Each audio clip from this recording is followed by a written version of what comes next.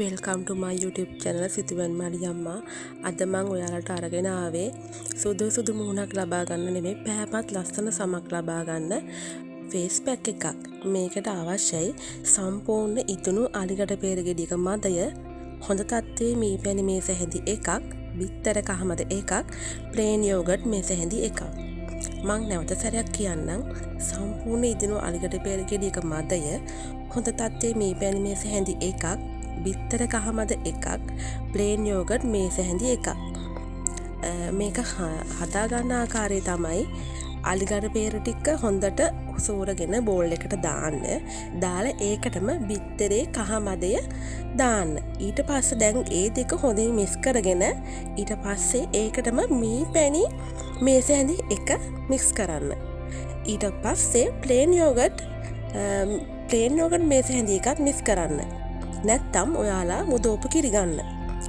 ඊට පස්සේ මේ ඔක්කොම මික්ස් කරලා පැක් එකක් විදිහට හදාගන්න. හදාගෙන මුහුණට ඇප්ලයි කරන්න ගන්නකම් එක ෆ්‍රිජ් එකේ තියලා තියන්න. දැන් උණුසුම් තුවාලයක් අරගෙන මුහුණ හොඳින් මිනිත්තු 10ක් තෙත මාත්තු කරන්න.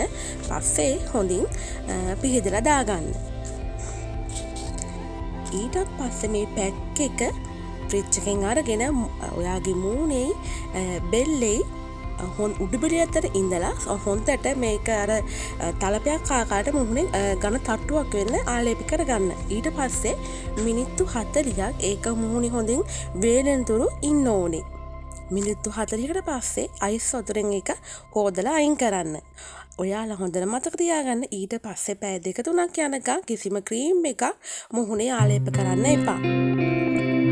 ඔයාගේ මුණ ගොඩාක් ටෙම්පරේචර් අනස් ඔයාට පුළුවන් හැම වෙලාවකම වගේ මේ පැක් එක මුහුණේ ආලේප කරන්න. එහෙම නැත්නම් සාමාන්‍ය සමක් ඔබට තියෙනවා නම් සතියට වතාවක් මේ කරන්න.